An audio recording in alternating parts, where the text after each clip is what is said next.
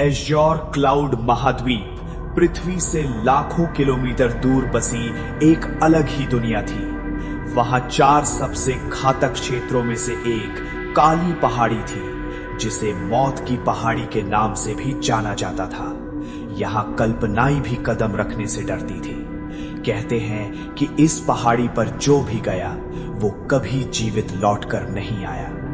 पिछले 3 वर्षों के दौरान उस पहाड़ी पर जाने वालों की संख्या बहुत अधिक हो गई थी, जिनमें 3 संप्रभु रैंक के अत्यंत शक्तिशाली लोग भी शामिल थे।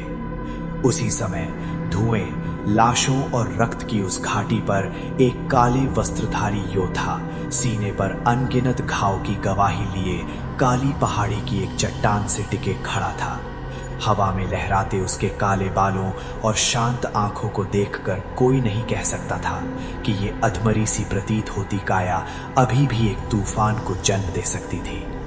उसका कद लगभग 6.5 फीट का था।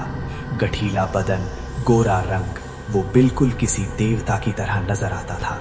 उसके शरीर की बनावट इतनी आकर्षक थी कि कोई भी लड़की उसे पहली नजर में अपना दिल दे बैठ सकती थी। लेकिन इस समय उसके काले कपड़े खून से लथपथ थे। उसकी छाती फूल गई थी और सांसें भारी होती जा रही थी। उस लड़के का पूरा शरीर और मांसपेशियां हल्की हल्की कांप रही थी, जो साफ तौर पर थकावट का संकेत दे रही थी। अगर वहां पर वो चट्टान ना होती तो शायद वो अपने पैरों पर भी खड़ा नहीं हो पाता।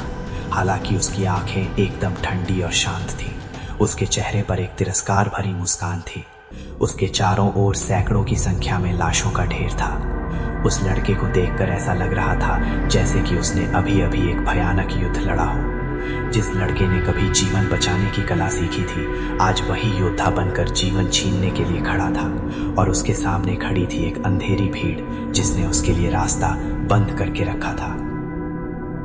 वे सभी इतने शक्तिशाली थे कि उनमें से एक को भी उठाया जाए तो वो एक ऐसा व्यक्ति होगा जो अकेला ही किसी भी क्षेत्र को तहस नहस करके रख सकता था। लेकिन वे सभी सिर्फ एक 27 साल के उस लड़के के पीछे आए थे, विशेष रूप से उसे मारकर उसके हाथ में मौजूद आकाश विषमोती को हासिल करने के लिए, जो कि एज्योर क्लाउड महाद्वीप की सबसे पवित्र वस्तु थी। वे सभी पिछले 3 दिनों से उस लड़के, जिसका नाम था अथर्वदेव, उसका शिकार कर रहे थे और अब अपनी मेहनत का फल पाने के लिए किसी भी हद तक जाने को तैयार थे। वे धीरे धीरे अथर्वदेव की ओर बढ़ने लगे। तभी अथर्व की खतरनाक हंसी उस पूरी पहाड़ी में गूंजने लगी, जिसने अपना दाहिना हाथ ऊपर उठाया और गंभीर आवाज में बोला, ओ तो तुम सभी इसे पाने के लिए इतनी दूर आए हो, तो ले लो, ये तुम लोगों के लिए मेरा आखिरी तोहफा होगा।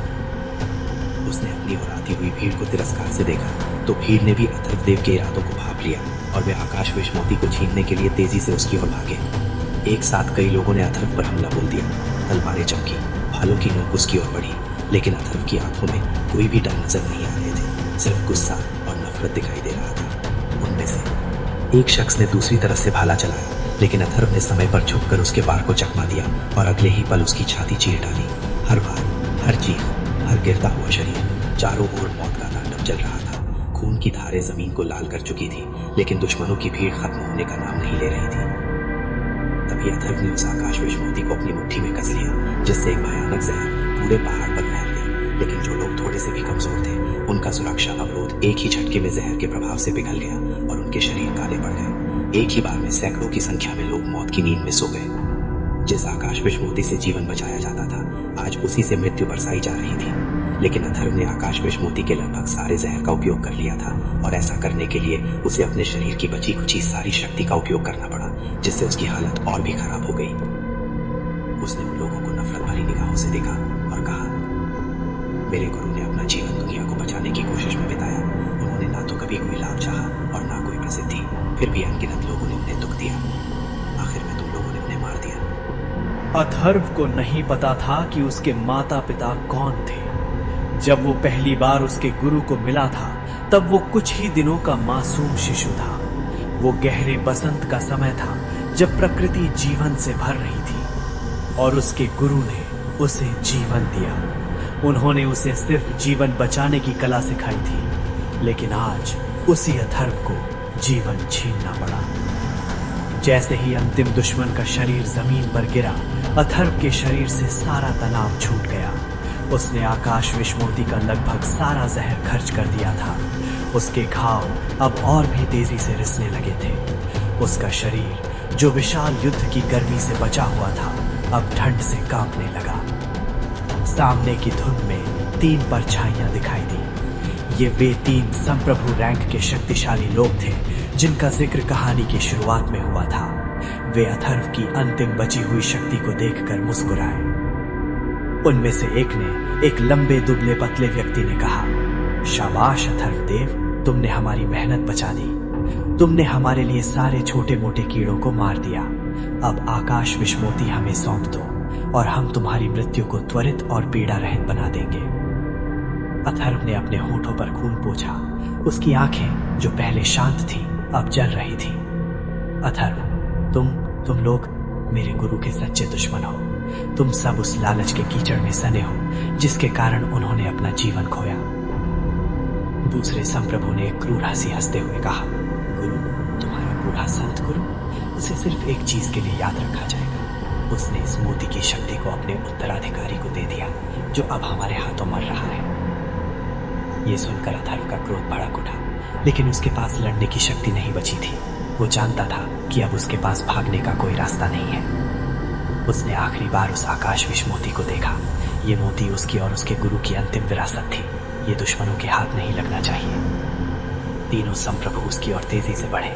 जब वे उसके ठीक पास पहुंचे तो अथर्व ने जोर से चिल्लाया, मैं मरूंगा लेकिन तुम इसे कभी नहीं पाओगे। एक पल के लिए उसकी आंखें चमक उठी।